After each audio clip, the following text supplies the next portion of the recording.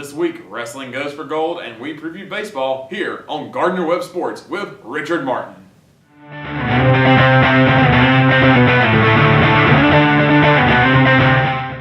Hello, I'm Richard Martin, and welcome to Gardner-Webb Sports. You know, me and Drake, we're a lot alike. Well, I don't have millions of dollars. I don't own the Raptors. I don't have a successful rap career. But we have some really big teams that deserve some really big rings.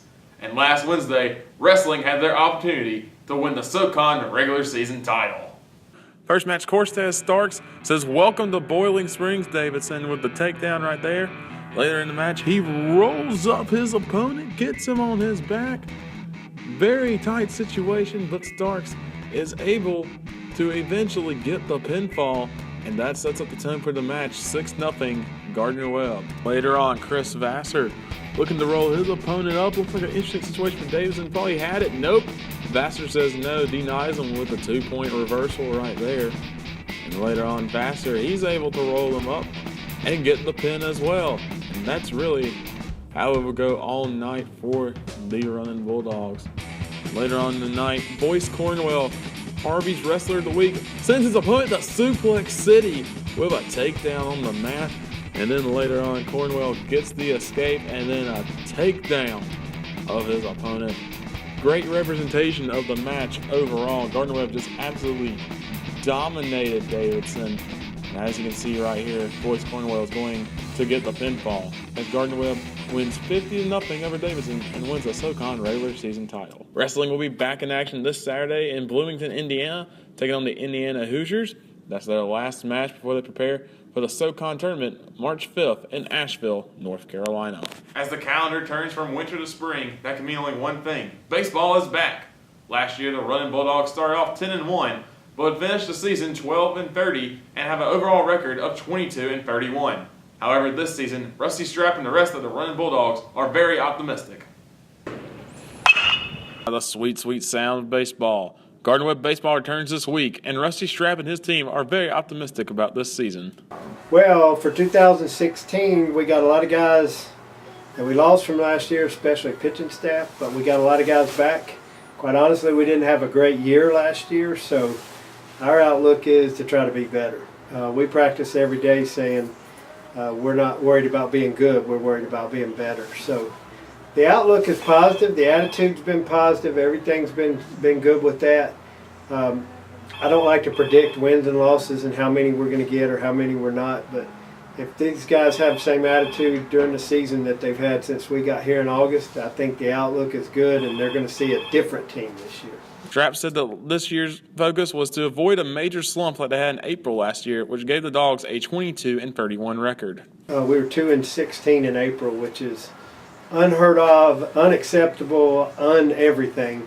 So we're trying to prepare our team for the long run, not just, a lot of times people mark on their calendar the season opener and all that, and those are always exciting, but we're preparing every day for the stretch, not for the opener. The Dogs are ready for this opening weekend's game, and Rusty Strapp would love to see the stadium full of fans. I think the reason that people should come out is because baseball is the greatest sport ever, and you never know what's going to happen in a baseball game. People always say, you come to a baseball game, you may see something you've never seen before. I just think it's good to support your university, but also I think it's very entertaining to watch guys that you go to class with and everything and see them out there competing. So I'm hoping students will come out and kind of adopt the team, basically. Baseball opens the season at home this weekend against Delaware State. Friday's game is at 4 o'clock. Saturday's a doubleheader starting at noon. And Sunday's game is at 1 p.m. This week, in order to look ahead, instead of looking ahead at just the home games here at Gardner-Webb, we'll look ahead to some of the games away from Gardner-Webb so you can support your Running Bulldogs on the road. This week, softball has a doubleheader on Tuesday starting at 1 p.m. against the South Carolina State Bulldogs. Also, this Tuesday night, women's basketball comes home for their pink out game against Presbyterian College. Swimming will be down the road in Athens, Georgia all week, starting February 17th through the 20th for the conference championships at the University of Georgia. Meanwhile, women's tennis will be on the road at Presbyterian at 2 p.m. in Clinton, South Carolina. Meanwhile, February 17th, women's lacrosse will be at home to William & Mary at 5 p.m. in Spangler Stadium. On the 18th, men's tennis will be on the road at Presbyterian. On February 18th, it's a huge game as Charleston Southern and Gardner-Webb meet on ESPNU for men's basketball at 7 p.m.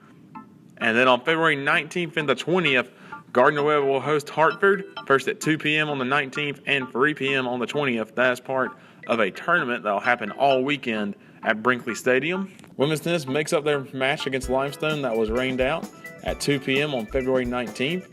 And track and field, they won't be too far from home as they visit Appalachian State for the Appalachian State Pre-Conference Open in Boone, North Carolina. February 20th is going to be a busy day here at Gardner-Webb. Men's tennis will be on the road at UNC Greensboro, taking on UNC Greensboro at 2 p.m. and then North Carolina A&T at 6 p.m. Meanwhile, women's lacrosse will be at home taking on Central Michigan.